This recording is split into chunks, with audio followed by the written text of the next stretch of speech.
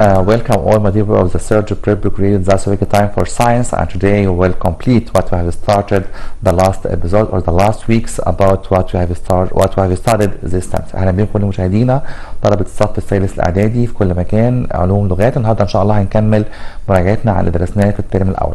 So now let's start without delaying.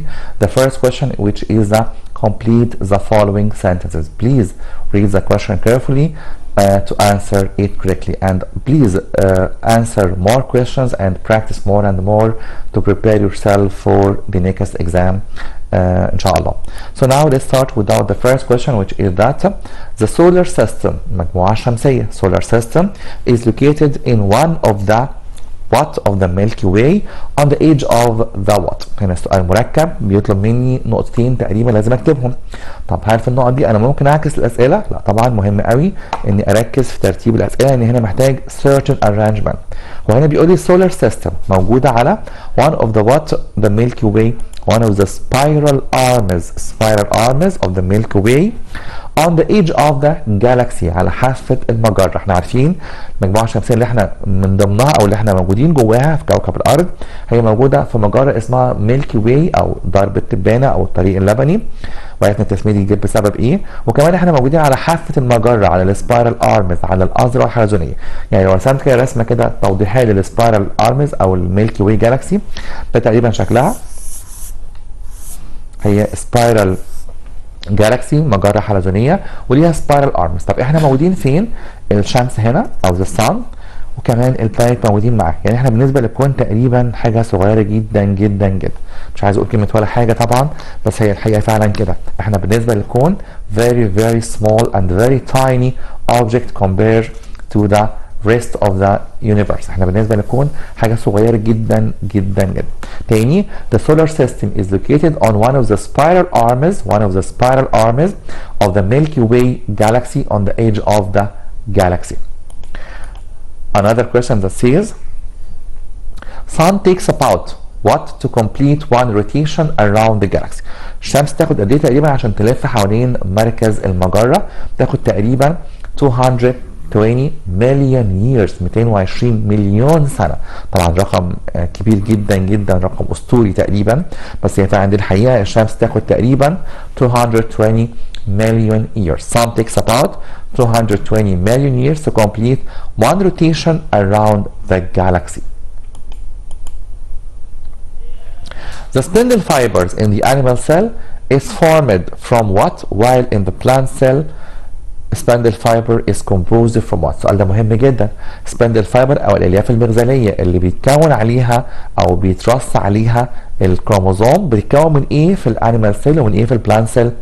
في الانيمال سيل تكون حاجه اسمها سنتروسوم، لكن في البلانت سيل تكون حاجه اسمها سايتوبلازم. طب عايز افرق هنا بينكم معاكم يعني ما بين سنتروسوم وسنترومير. سنتروسوم ده الجزء اللي هيكون السباندل فايبر في الانيمال سيل، لكن سنترومير ده الجزء اللي موجود او هو اللي بيربط التروكروماتيدز في الكروموزوم نفسه. ناخد بالنا كويس قوي من الكلمتين يمكن متشابهين شويه في السبيلنج، كروموسوم او سوري سنتروسوم وسنترومير. تاني انا بقول هنا spindle fiber in the animal cell is formed from what? From centrosome, while in the plant cell is formed from what? From the cytoplasm. Another question that says somatic cells are divided by what, while reproductive cells are divided by what. هنا بتكلم عن الديفيجن، الانقسام. احنا درسنا نوعين من الديفيجن، نوع اسمه مايتوزس ونوع اسمه مايوزس. طب ايه الفرق بينهم؟ السوماتيك سيل فيها ديفيجن اسمه مايتوزس، بيحصل فيها ديفيجن او انقسام اسمه مايتوزس ديفيجن. طب الريبرودكتيف سيل ديفيجن تاني اسمه مايوزس ديفيجن. طبعا ممكن كمان نسمي الميتوزس مايتوتيك، ممكن كمان نسمي المايوزس مايوتيك. ناخد بالنا ان كل واحد ليه اكتر من اسم. ممكن كمان نسمي الميتوزس indirect division او انقسام غير مباشر، لكن ممكن نسمي المايوزس ريدكشن ديفيجن، انقسام اختزالي لانه بيقلل عدد الكروموزوم. كلمه ريدكشن معناها انقسام اختزالي. اختزالي يعني ايه؟ بيقلل الكروموزوم للنص تقريبا او النص بالظبط يعني عشان يكون نورمال سبيشيز او كائن حي طبيعي. Somatic cell again divided by mitosis division, while reproductive cells divide by meiosis division. acceleration أو العجلة يعني أو التسارع is considered as one of the what physical quantities while time is considered as one of what physical quantities. احنا عارفين كويس أو الاكسلريشن أو العجلة أو التسارع هي كمية فيزيائية متجهة. متجهة يعني فيكتور. يعني ايه فيكتور او متجهة؟ يعني هي بتحتاج عشان اعرفها قيمتها واتجاهها بحتاج اعرف حاجتين فيها هما الفاليو او القيمة وكمان الدايركشن الماجنتيود والدايركشن. لكن التايم عشان اقدر اعرفه انا محتاج بس الماجنتيود او الفاليو القيمه فقط لان ما عندوش اتجاه. يعني مثلا لو سالت حد قلت له هو اليوم كام ساعه هيقول لي 24 hours بس انا كده عرفت القيمه. لكن اتجاهه ايه؟ هو اليوم ليه اتجاه او الساعه ليها اتجاه؟ لا طبعا. اي سكيلر فيزيكال كوانتي ملهاش اتجاه. عشان كده التايم والماس والتمبريتشر والانرجي والديستانس واللينكس كل الحاجات ديت هي فيزيكال كوانتيز بس ملهاش اتجاه. عشان كده بنسميها سكيلر فيزيكال كوانتي. acceleration is a vector physical quantity لكن التايم هو scalar physical quantity. Scientists who established the modern theory about the evolution of the solar system. مين هو العالم اللي وضع النظرية الحديثة لتكوين المجموعة الشمسية أو السولار سيستم أو المودرن ثيوري؟ طبعا هو ألفريد هيل. ألفريد هيل وساعات بنسميه بعض المراجع فريد هايل. ناخد بالنا هو ليه اسمين في بعض المراجع مختلفين عن بعض شوية لكن هو نفس الشخص. ألفريد هيل is the same scientist of Fred Hoyle. ألفريد هيل أو فريد هايل. Again, the scientist who established the modern theory about the evolution of the solar system is Alfred Hell. The chemical structure of the chromosome is what and what. الكروموزوم بيتركب تركيب كيميائي من ايه وايه؟ هو بيتركب من جزئين مهمين قوي او حاجتين مهمين جدا هما دي ان ايه او دي اوكسي نيوكليك اسيد. ان شاء الله هنعرف بالتفصيل الترم الجاي وكمان في المرحله الثانويه في البيولوجي ايه حكايه الدي ان ايه وتركيبه ايه وكمان حاجه اسمها بروتين او بروتين. The chemical structure of the chromosome is DNA and protein. لكن لو قال لي ده chromosome consist of what هقول له two chromatids and centromere. هنا انا بتكلم على التركيب الكيميائي يعني التركيب الداخلي للكروموزوم من جوه تركيبه الكيميائي. لكن لما اقول الكروموزوم نفسه بيتكون من ايه؟ هو بيتكون من two chromatids and centromere. هو عامل زي المقص كده تقريبا بيتكون من فرعين كل فرع اسمه كروماتيد وكمان مربوطين كده بالنص بمسمار كده يعني لو شبهناه كده يعني اسمه سنترومير. لكن تركيبه الكيميائي هو DNA and protein. correct underlined word. هنا بقول لك صحح الكلمه تحتها خط فمطلوب مني اصحح الكلمه تحتها خط بس. لكن هل ممكن اصحح اي كلمه ثانيه في الجمله؟ لا طبعا. انا بقول لك correct the underlined word or the underlined words. The first question that says the relative speed of a moving car to an observer at rest is less than the real speed. السرعه النسبيه لاي عربيه او سياره متحركه بالنسبه للملاحظ او الاوبزرفر at rest. الملاحظ ده لو هو at rest بيكون اقل من السرعه الحقيقيه. طب ناخد اكزامبل كده عشان نوضح القصه ديت. لو فور اكزامبل قدامي كار زي كده اوكي تمام الكار دي سرعتها مثلا فور اكزامبل 60 كيلومتر بر اور ولو في اوبزرفر هنا شخص بيلاحظها كده واحد واقف هنا في الطريق اوكي هو ما دام هو standing on the ground او at rest يبقى هو زيرو. طب السرعه النسبيه هنجيبها ازاي؟ تعودنا بنجيبها دايما كده هقول relative speed equal 60 كيلومتر minus 0 so it will be 60 كيلومتر per hour. طب هنا السرعه النسبيه طلعت كام؟ طلعت نفس السرعه الحقيقيه للشخص ده او للعربيه يعني. معنى كده ان هي less than ولا more than ولا equal؟ طبعا هي equal to the real speed. تاني كده the relative speed السرعه النسبيه of a moving car لاي حاجه متحركه to an observer at rest. نرجع تاني للسؤال to an observer at rest وهنا كان بيقول لي is less. لا طبعا هي equal to the real speed equal to the real speed. The theory that explains the origin of the universe is nebular theory. يعني بيقول لي النظريه اللي بتوضح تكوين الكون هي اسمها nebular theory نظريه السديم. لا طبعا هي اسمها big bang theory. Again the theory that explain the origin of the universe is nebular theory. طبعا هتكون اسمها big bang theory.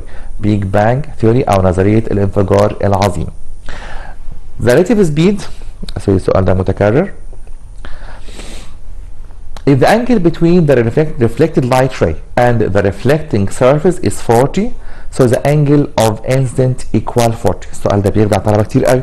واحد يقول لي خلاص ما هي الانجل اوف ريفليكشن 40 يبقى الانجل اوف انسيدنس 40. لا بليز السؤال ده من فضلك ارسم الرسمه كويس قوي.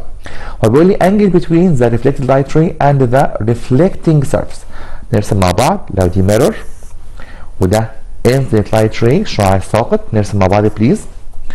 وده الشعاع المنعكس اللي هنسميه reflected light ray. تمام.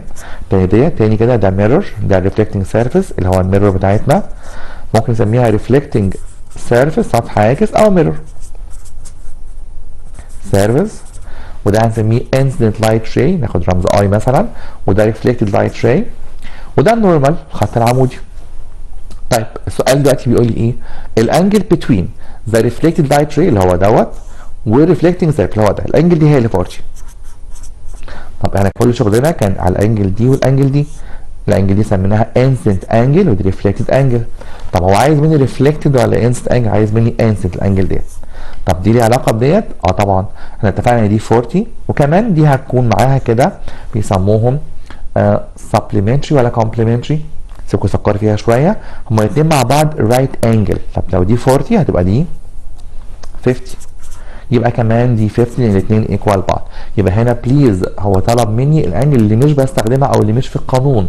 هو القانون عندي فيه 2 انجل بس هما انسيدنت انجل وريفلكتد انجل. اما الانجل دي اللي هو ادهاني لا دي الانجل الثانيه اللي بره خالص اللي بتقع ما بين الريفلكتد والريفلكتنج سيرفيس او ريفلكتد راي والريفلكتنج سيرفيس. عشان كده لازم ارسم في السؤال ده بليز.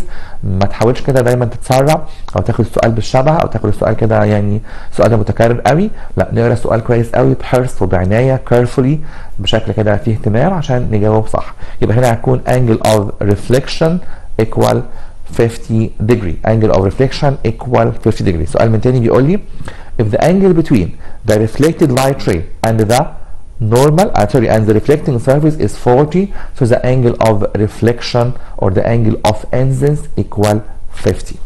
طب نروح لسؤال تاني. سؤال بيقول لي reproduction by spores propagation occurs in paramecium. درس مهم قوي وكان سهل جدا.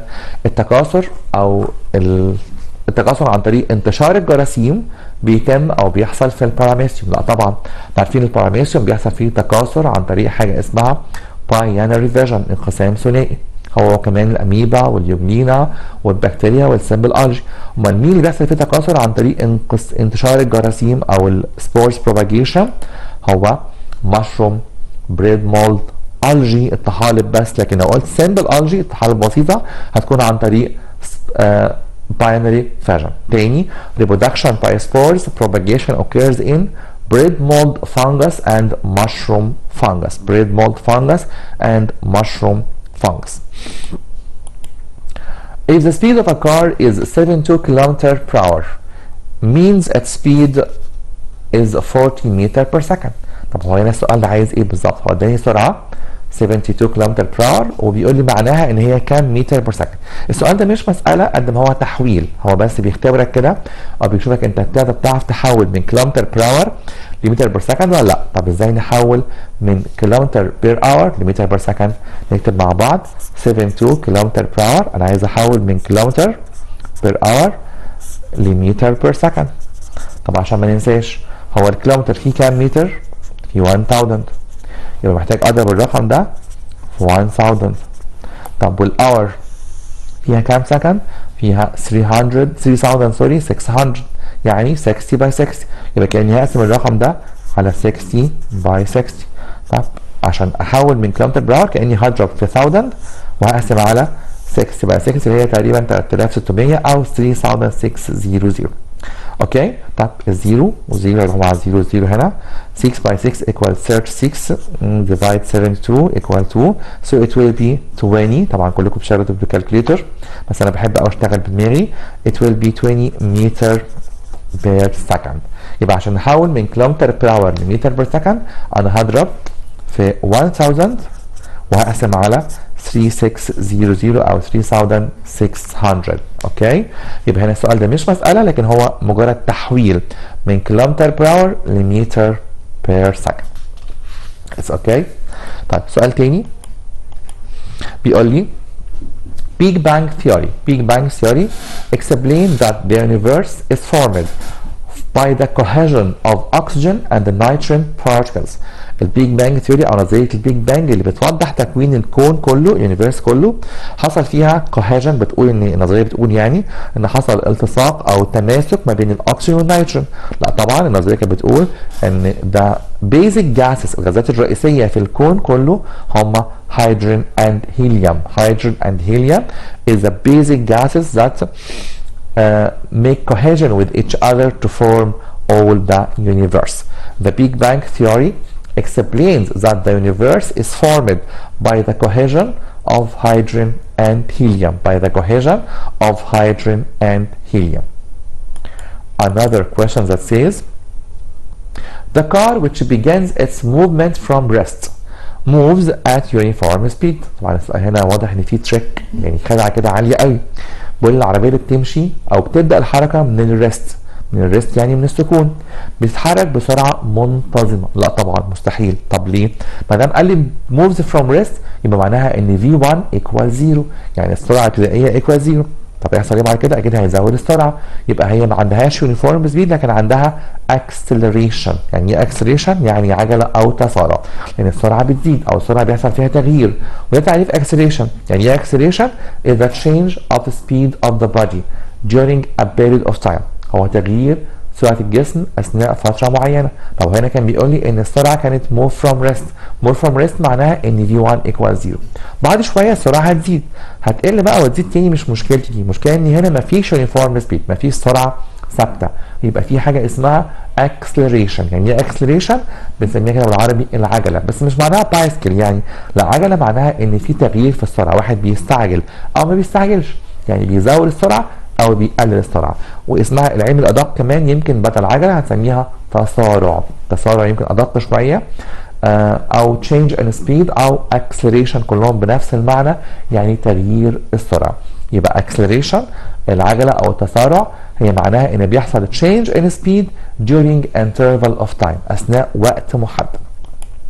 طيب سؤال تاني برضو بيقول لي contact lenses العدسات اللاصقه can stick to the eye iris and can be removed easily. في حد فينا كده لو بيلبس جلاسز نظاره ممكن يستبدلها عن طريق بحاجه تانية اسمها عدسات او لانسز، عدسات لاصقه. طب دي بتلتصق بعينيا انا في ايه بالظبط؟ بتلتصق بجزء في العين اسمه اي كورنيا، قرنيه العين، ودي ممكن تشال بسهوله، ممكن او ده لازم كمان تشال بالليل يعني، نحطها كمان في سوليوشن عشان نبدا نغسلها او نطهرها ونستخدمها اليوم التاني. يبقى contact lenses can stick to the eye cornea and can be removed easily from the eye. طبعا الكونتاكت لينس لازم تكون بلاستيك، ما ينفعش تكون جلاس او ازاز لانها ممكن تعمل واندز او جروح للعين.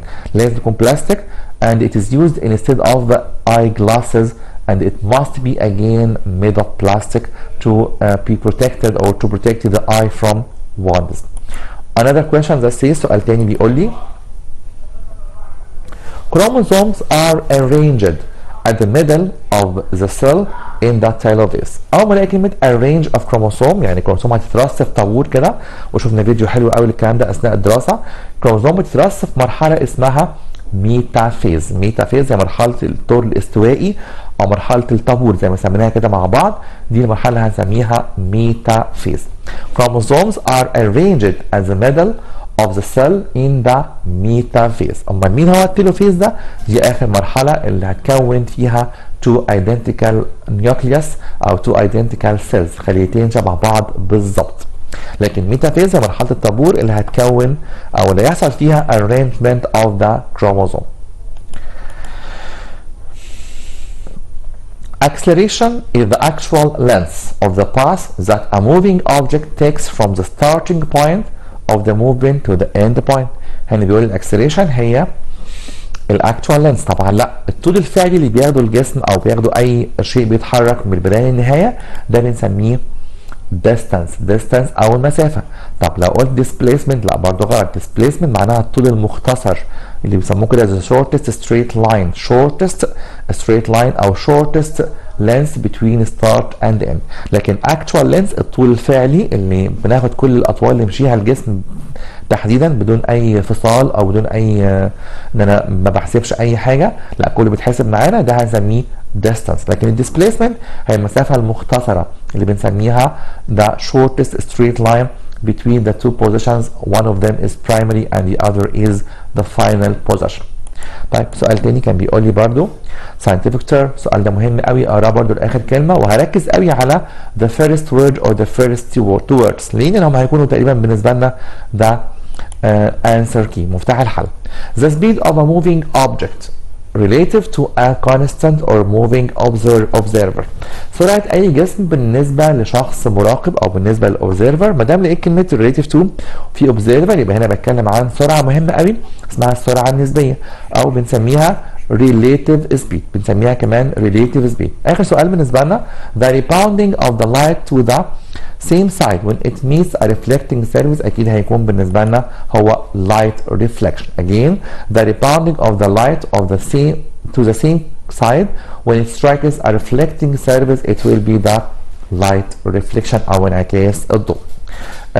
So my dear students, now we have reached the end of our episode. I'm sorry or I'm afraid to reach the end of our episode quickly like that. I promise you to meet again next Wednesday inshallah to have more and more revisions or reviews about what we have studied this semester. Now thank you and goodbye till we meet again. Thank you.